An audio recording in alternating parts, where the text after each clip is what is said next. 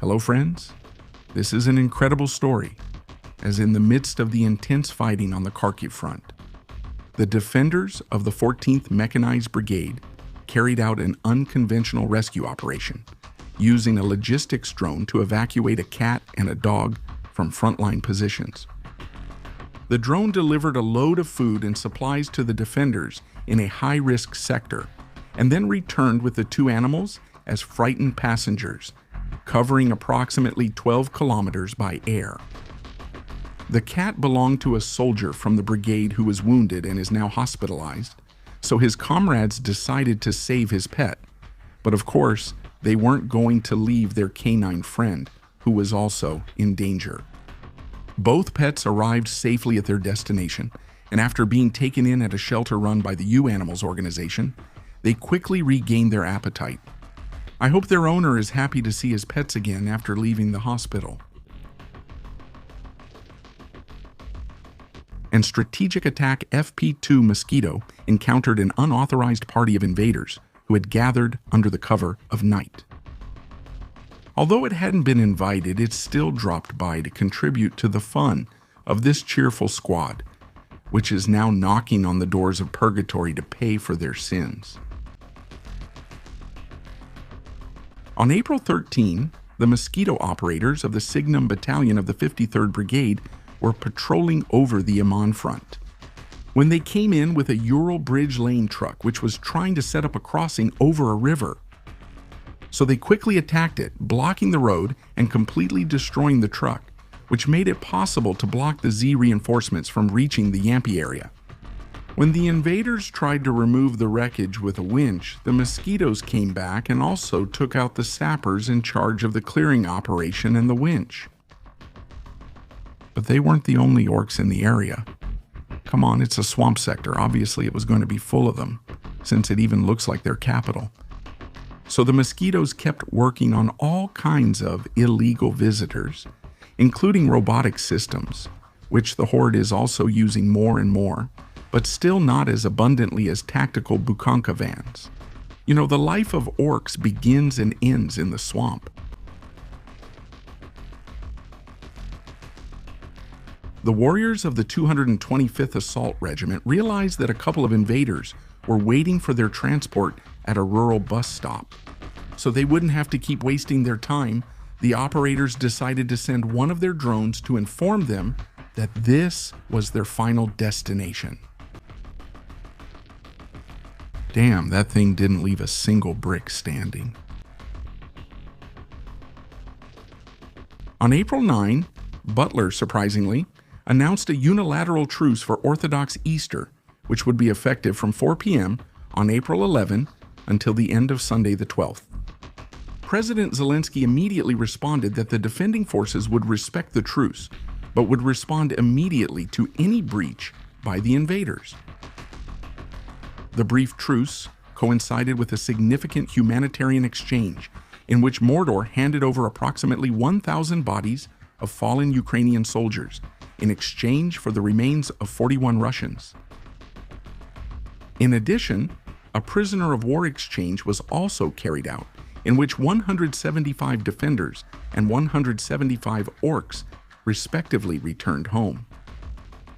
However, as always happens with the invaders, the truce was quickly broken, since the Ukrainian General Staff reported more than 2,299 ceasefire violations by early Sunday morning, including shelling, assaults, and attacks with small and FPV drones. For its part, the Russian Ministry of Defense responded with claims of nearly 1,971 Ukrainian violations, which were responses to Russian attacks.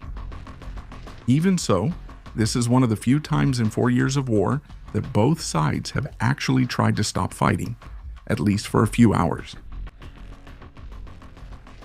An example of this is this footage where 3 unarmed Russian soldiers emerge from their positions to recover the bodies of their fallen comrades. This process was closely observed by the reconnaissance drones of the 24th Mechanized Brigade, who let them work when they saw they were unarmed and focused on their grim task, after which they quietly returned to their positions. This makes it clear that if the invaders keep their word, the Ukrainians are willing to cease fighting.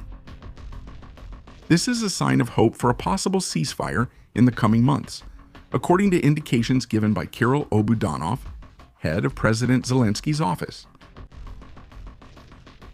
In this footage, which I hadn't seen before, we can see a classic from bygone days, where a Russian BMP-1 infantry transport with some orcs riding on the roof takes the prize, and it encounters an anti-tank mine left as a souvenir by its Ukrainian hosts, instantly transforming the crew into the Federation's next generation of cosmonauts.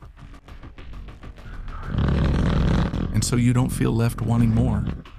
Here we see another recording from December 2022 when Ivan was still traveling in armored vehicles, where we can see how an infantry fighting vehicle, the BMP-1, is destroyed by an anti-tank mine, along with part of its crew, and it seems the tank was also a total loss. Seeing this, the crew of the second BMP apparently decided it was time to make a tactical retreat, for medical reasons. I'm the comunista, let's go.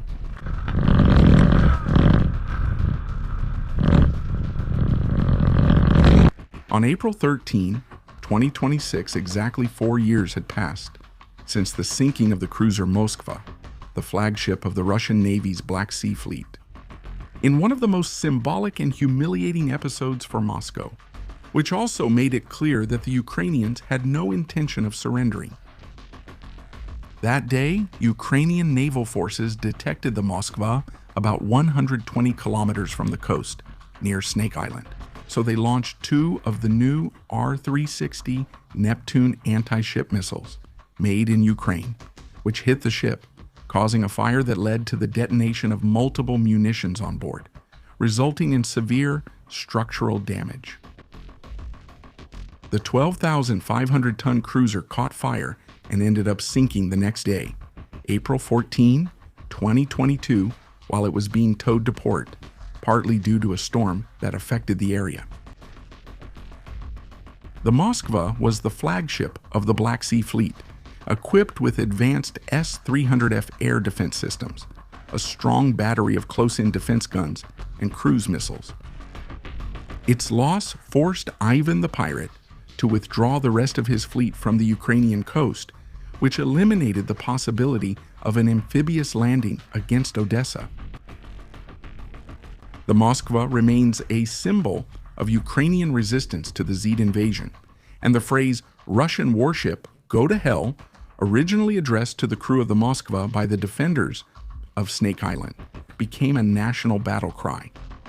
In any case, I don't want Putin's children to get upset. It's better to think that the Moskva identified itself as a submarine, so the Ukrainians just helped it find itself.